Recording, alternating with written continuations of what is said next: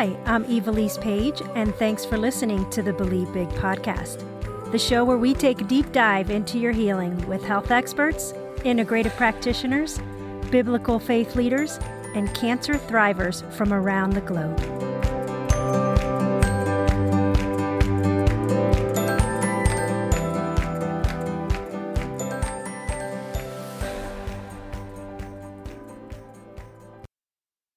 Welcome to today's episode on the Believe Big podcast. My name is Ivelisse Page, and I'm excited to be with you for this latest episode.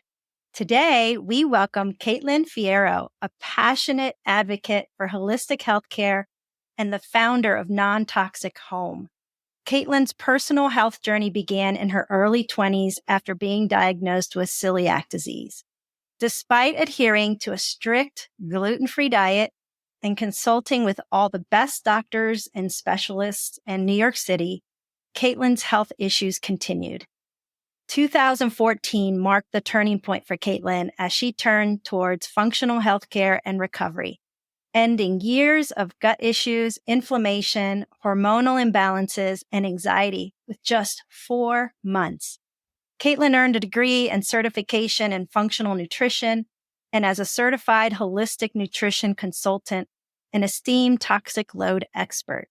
She pioneers a unique healthcare practice that stands at the intersection of holistic nutrition and environmental toxin elimination.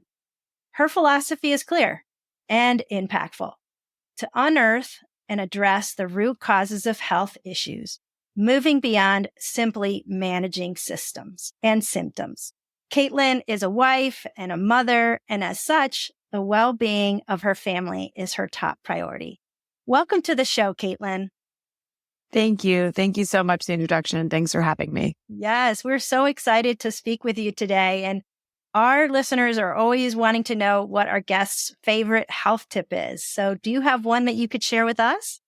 Yeah. So I would say my favorite health tip is that you are not your diagnosis. And I think that we are conditioned to go to the doctor and get a diagnosis. And when we get that diagnosis in Western medicine, typically the answer is one of two things: medication or surgery. But there's so much more to that, right? And I think that people are looking for more. And I want people to know there is more, right? In the functional integrative medicine space, there's so many options you have outside of medication and surgery. And sometimes you can look at those options and not have to go through medication or surgery. Or sometimes integrative and functional medicine can help support and aid in better healing with medication and surgery. So that's my health tip. I tell that to everybody because I think we're overly conditioned to hold on to a diagnosis and identify with a diagnosis. Yes, and our minds are such a powerful tool. And so if you are constantly thinking that is who you are, then your healing is going to take that much longer. So I love that you are not your diagnosis. So what inspired you to start Non-Toxic Homes, and how did your journey, I know we shared a little bit about it in the intro, about the holistic care and environmental toxin elimination, but how did it begin? Yeah. So for me, like many functional practitioners, I really got into this space based on my own health journey. Like you mentioned, in 2012, I was diagnosed with an autoimmune condition. And then for 2 years after, I was just struggling. And I was living in New York City, and I'm going to all the quote unquote best doctors and seeing all these specialists. And really nobody could help me. It was really frustrating. I was either getting offered prescription meds that just didn't fit my needs, or they were recommending medications that when I tried them, I just had more symptoms and my symptoms were worsening. And for me, I just had this turning point. I was at an allergist, and I tell this story because it was such an interesting experience. I'm at this allergist and he's doing this skin test on me. And I hate needles. I absolutely hate needles. I have my whole life. And I signed up this day to do 80 needles in my back. That's how desperate I was. And I'm laying there and he's about to do the needles. He goes, "I just want you to know that these tests are not that accurate. So despite the results that we get, it may not be conclusive for us." And I just started crying. And I remember sitting there and being like, why am I doing this? Why am I doing this to myself? And I went home that day and I was so close to giving up. And the next day I got recommended to a naturopathic doctor in New York. And I remember at the time being like, oh my God, no, not one more doctor. And I'm like, is this woman just going to wave incense at me and heal me? And that was really what I thought about integrative and functional medicine. And that was all I thought, which, wow, so naive to, I think back on that now. And I went to that naturopathic doctor, like you mentioned, and she just completely opened my eyes to functional medicine, Eastern medicine, whatever you want to call it, right? And I just was so in awe of what they could offer, right? Like I sat down with a doctor and I was so used to getting a 15-minute appointment and we spent 2 hours together. And I was like, wow, this woman wants to know how I was born, if I came through the birth canal, if I was a C-section baby, like just such detail. And like you mentioned, within 4 months, my symptoms were gone. I was suffering, for me, I had anxiety and depression. I had a really low functioning immune system. I had gastro issues, and they were all gone within 4 months after like 2 years of seeking help and after being diagnosed, in 2012. And so it was just shocking for me. And that experience really like just portrayed my kind of obsession and curiosity with the integrative and functional healthcare space. Yeah, that's just incredible. In 4 months, like I hear that all the time. And it's not just one person. When you get to the root cause of what's happening, you're just not masking the symptoms. So Caitlin, I know that we're going to be talking about environmental factors today, but I know that there are those listening and they'll want to know, what did she do? So do you mind just sharing what you think the top 3 things that you did that healed your gut in that 4-month period? Yeah. So I would say, number one, just looking at my gut, like for all the specialists and doctors I saw, no one even really took a good look, right? And so you can do that through stool testing. That really gives you a clear picture of what's going on in the gut, pathogens, bacteria, potential parasites, fungal overgrowth. And then that gives you a roadmap for healing the gut. I think the second thing I did was just really clean up my diet. I had been gluten-free for 2 years, but I wasn't really reading labels. I was just eating gluten-free, not realizing like there were all these preservatives and additives and gut destroyers in these gluten-free foods, quote unquote. And then I would say the last thing for me is that proper supplementation is really powerful when you're using it along with functional testing. And I think that's what really helped me get where I needed to be. We had blood work and stool that could tell us like, okay, here's where Caitlin is deficient. Here's where we need to clean this up. We can do this, implement this supplement plan for the next X months, and we'll see progress. I love that. Those are really great. It's great advice. And it is different for everyone. So I loved how you shared, the general tips, because what you might have needed as a supplement, it may be different for someone else with gut issues. So yes. So let's get into environmental toxins. Can you explain how environmental toxins impact our health and why reducing our toxic load is so crucial? Yeah. So what I can share is overall environmental toxins impact all aspects of our health. I mean, everything from, we're talking infertility, cancer, autoimmune conditions, thyroid dysfunction, respiratory damage, allergens. I mean, the list goes on and on. And I'll give an example. So today, when it comes to personal care and cosmetics, we actually allow 11,000 ingredients in our products, and less than 1% of them have been tested for safety on humans. But yet we have the research and studies that show that these ingredients are causing chronic health conditions, but we're not moving fast enough to remove them from conventional products. And so to me, the only answer to that is you really have to do it on your own or with a practitioner's support. And I'm sure you know this, right? Right now, 90 to 95% of cancer cases are non-genetic, meaning they're coming from the person's from environmental toxins or lifestyle choices. And so to me, as an individual and as a practitioner, that says wow, if this is something that like I can, within reason, control, right? At least in my own home, and this is going to benefit my health and lower my risk for chronic health conditions and cancer, well, then I'm definitely going to do that. Yes, it's amazing because people will say, wow, we've seen the pediatric cancer rates just skyrocket recently. Mm-hmm. And Mm-hmm. it's no surprise. I mean, the Yeah. environmental toxicities that a mom walks through, they say on average, a baby's umbilical cord has over 200 toxic chemicals in it. I mean, it's Yeah. just crazy. So knowing all of this, we can't live in a bubble. We can't, avoid all of it. But what would you say are top 3 changes that someone can make in their home to significantly reduce their exposure to toxins?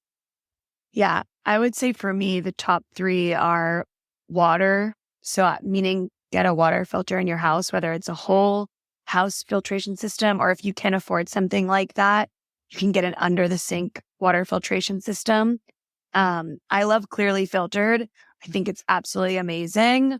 They also make clearly filtered water bottles in the go. So I love that because if you're on the go and you have tap water at a restaurant, you can just pour it in your own water bottle. Number 2, I would say, is your air. Indoor air quality is actually worse than outdoor air quality often, and people don't know that. And so getting a HEPA air filter at home, especially in the rooms that you're in most often, so like your family room, living room, your bedroom, in a basement, anywhere that could be damp or wet, is really important. And then I would say number 3 for me is tossing toxic chemicals and cleaning products and personal care products and just simplifying. I think, people get overwhelmed because the internet has this swap culture of like, swap this for that, which I think is really great. But I know, at least for me, when I work with people one-on-one, I go into their homes and they've got 25 cleaning products. And I'm like, we could simplify you down to like 5 or 6. Or I see people with 20 to 40 personal care products. I'm like, we could simplify you down to 10 to 12. And so I think we have to get away from this like swap culture and talk about simplifying also. I love that you say that because so many people do get overwhelmed with so many things, and especially someone who's dealing with a cancer diagnosis and trying to do all the right things for themselves physically on top of the emotional and spiritual side. So I love those. Those are 3 easy, simple things. Yeah, I love the clearly filtered water bottles. I have a whole home water filter as well. My husband, Jimmy, and I, we travel with that water bottle because even at the airports, you can fill up and you know that it's removing the toxins and the fluoride, even though it says it's filtered water. It doesn't have all the pathogens out. So I love the idea of you saying to put the restaurant water in there. I haven't done that. So I love that. And we can put links in the show notes regards to your favorites and ours so that people can just have direct links and not have to do all the research behind those favorite things that you mentioned. Yeah. What role does holistic nutrition play in creating a non-toxic lifestyle? And how do the 2 intersect in your practice? Yeah. So I think that for me, holistic nutrition is really about eating for health.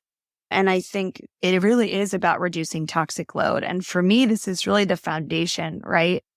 And when I'm working with someone, especially if they have a chronic health condition, I really like to start with holistic nutrition because, we can remove the lip balm that has petroleum, sure. But if you're eating cake, cookies, chicken nuggets, gum that all have petroleum in them, did we really do our job? No, not really. And so I think we really have to start with the foundation and then we move on to, okay, let's talk about your products. Let's talk about your home and really let's expand from there because we eat 3 meals a day. We are putting this directly in our body, right? And we are metabolizing and ingesting these things. So it's really, really foundationally important. And I do see in my practice, at least, many, many people, if they've started as one type of client, we've been more focused on nutrition. They do tend to get more interested in the reducing toxic load because it comes up, right? Like we can't talk about nutrition and not talk about reducing other toxins and vice versa. Yes, that's great advice. If you loved today's conversation with Caitlin Fierro and feel inspired to take charge of your health through holistic living, just wait until you experience what's coming next. Join us at the 2025 Believe Big Integrative Cancer Symposium happening Saturday, September 13th in Towson, Maryland, or virtually from wherever you are. You'll hear from Caitlin Fierro herself, along with other top leaders in integrative cancer care, like Dr. Derek Guillory, Dr. Michelle Neasley, Dr. Zubin Mariola, and Jay Richards. This one-day event is packed with the latest breakthroughs, powerful healing tools, and practical steps to help you or a loved one thrive through cancer and beyond. In-person spots are going fast, so head to believebig.org to register today. You can even choose a virtual ticket or be a blessing and sponsor a ticket for a cancer patient. Together, let's rise, heal, and thrive.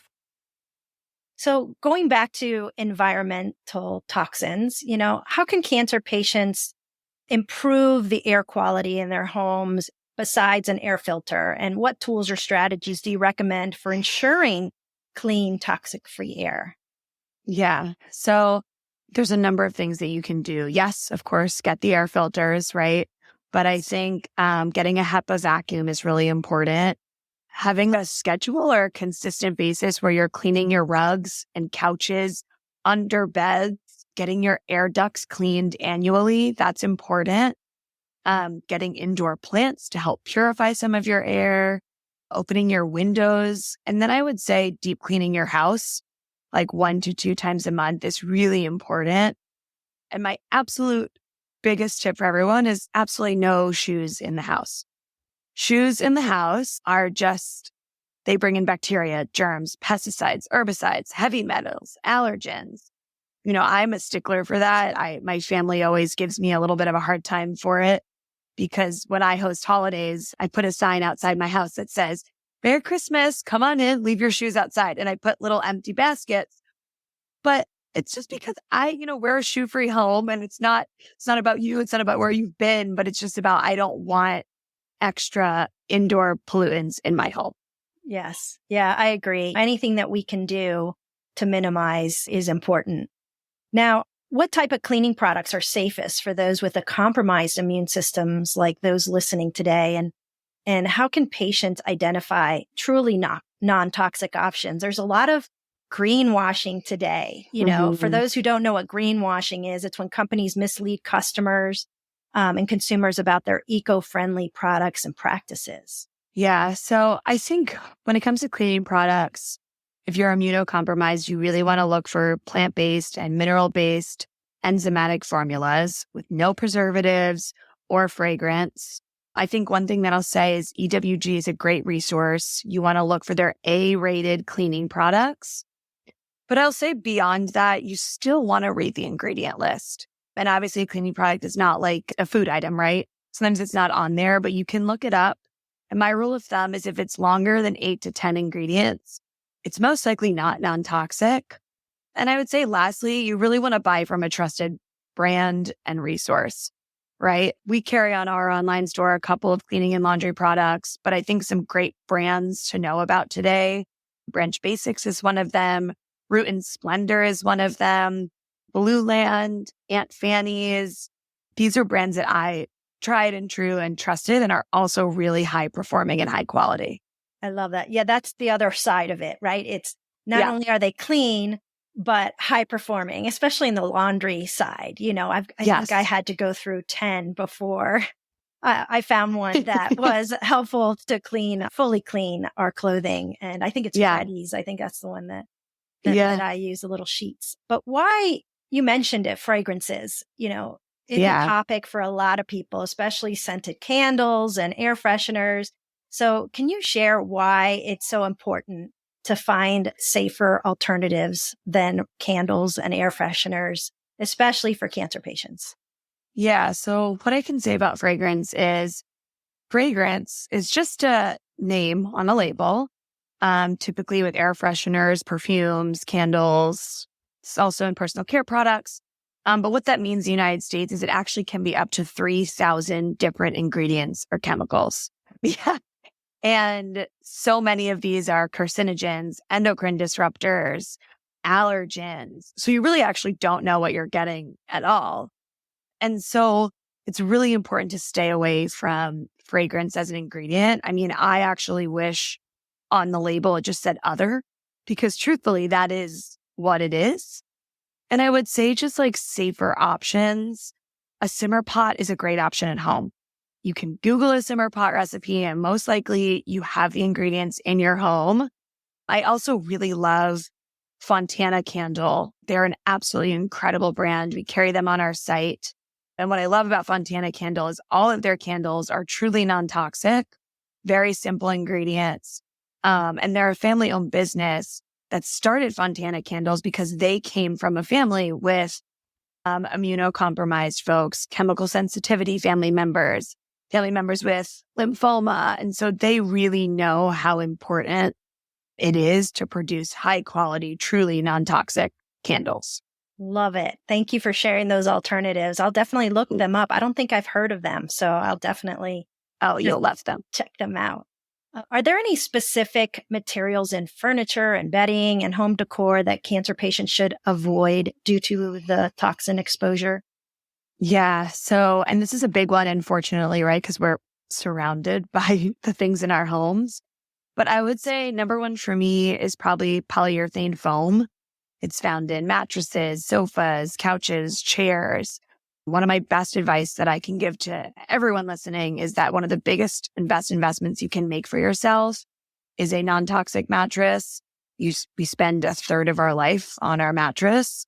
And so you don't want VOCs that are off-gassing for years and breathing them in, right? They can cause respiratory damage, trigger asthma, increase the risk of cancer. So that's an investment that I would say to everyone listening.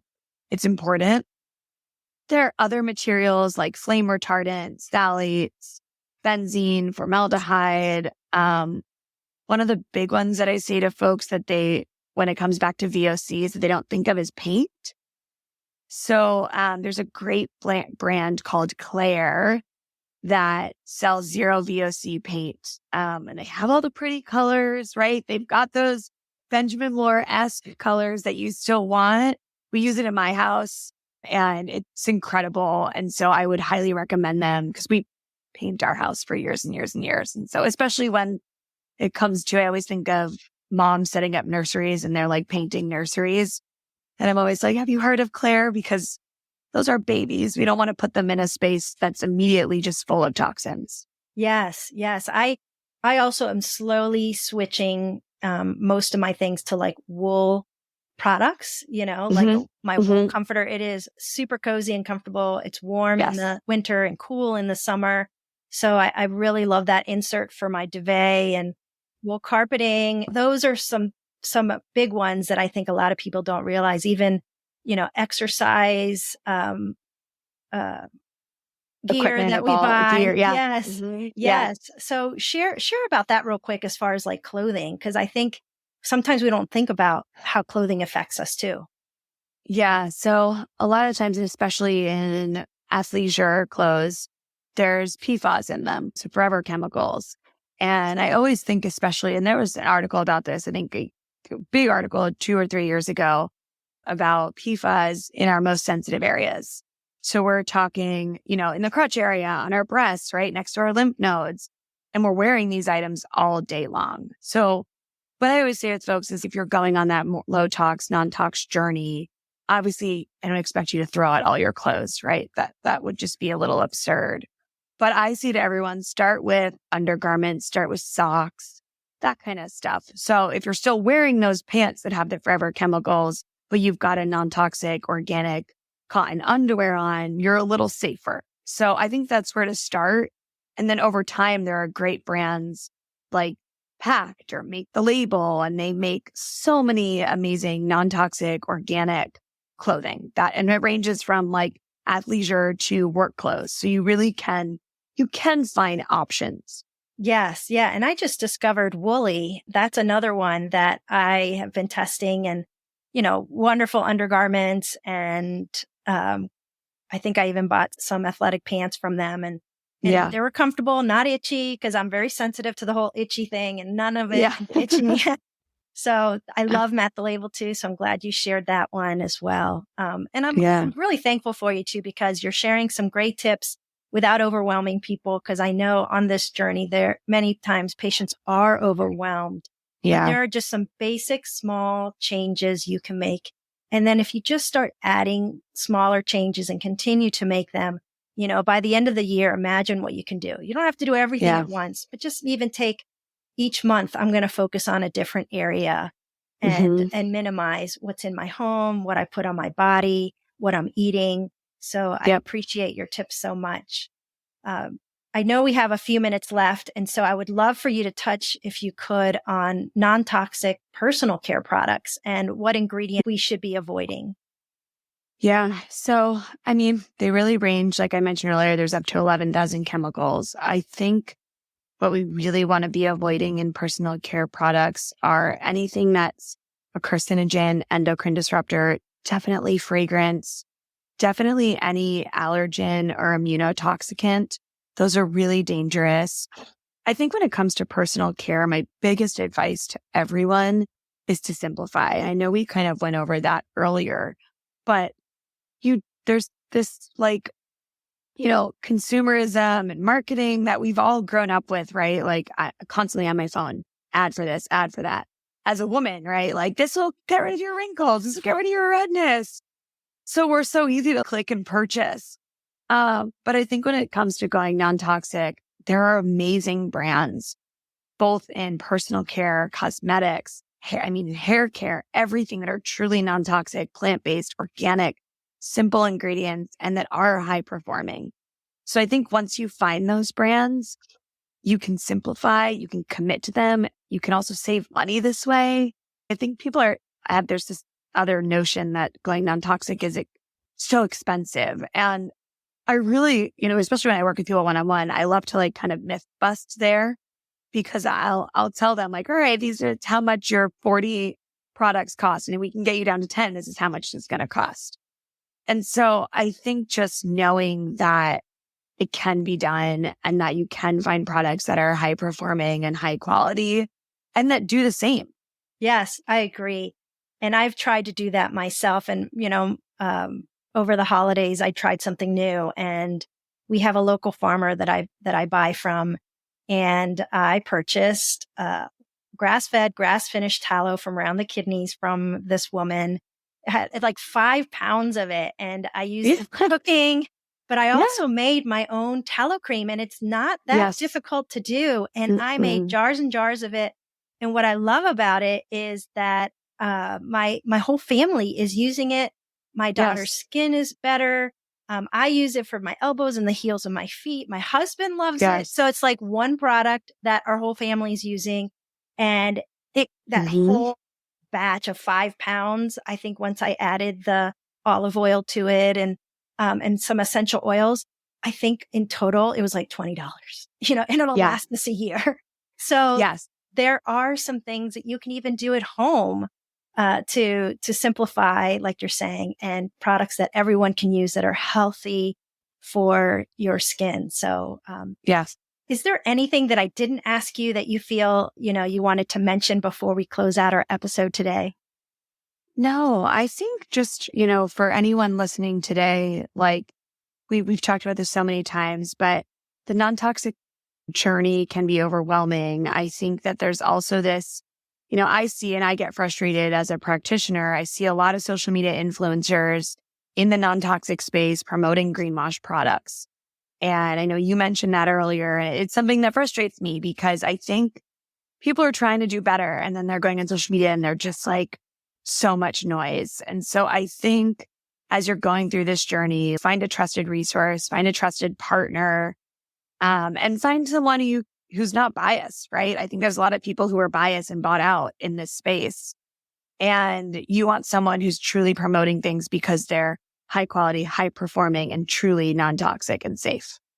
Yeah. Well, I'm thankful that you are one of those individuals, and we will make sure to put links in the show notes so that people can see, your favorite things. And we'll also put the Believe Big affiliate links that has some of the products as well that we mentioned today.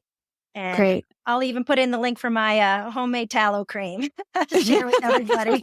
Yes. Because I'm sure people will be asking for that too. So, Yeah. Caitlin, thank you so much for what you're doing. Just incredible journey you've been on. You're making a huge difference in our world. And I'm just so grateful for your time today. Yes. Thank you so much for having me.